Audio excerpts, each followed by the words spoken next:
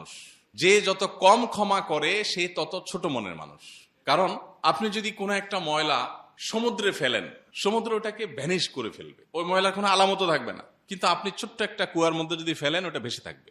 কুয়ার আয়তনটা ছোট, এই জন্য যেটুকু ময়লা পড়েছে সেটুকু সে প্রদর্শন করে বেড়ায়। আর সমুদ্রের আয়তন অনেক বড় হওয়ার কারণে বিশাল বড় বড় ময়লা আবর্জনা পড়লেও সেটা ভ্যানিশ করে ফেলে সে। কারণ এত ছোটখাটো জিনিস এটা গোনার সময় তার নাই, এত বিশাল সে।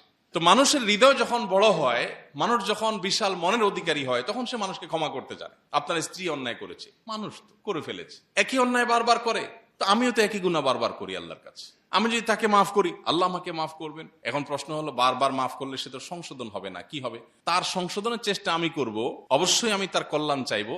আমি কি নিজের কল্যাণ আগে চাইবো না পরের কল্যাণ আগে চাইবো? নিজেরটা। তো ক্ষমা করলে তো আমার লাভ। ক্ষমা করলে যদি সে সংশোধন না হয়, তাহলে সেক্ষেত্রে তার ক্ষতি, কিন্তু ক্ষমা করলে তো লাভ আমার, আমি তো আমার লাভের চিন্তা আগে করবো। এই জন্য ভাইরা আমার, আমাদের হৃদয়গুলোকে একেবারে মানুষের প্রতি ক্রোধ, ক্ষোভ এগুলো থেকে মুক্ত করে ফেলা।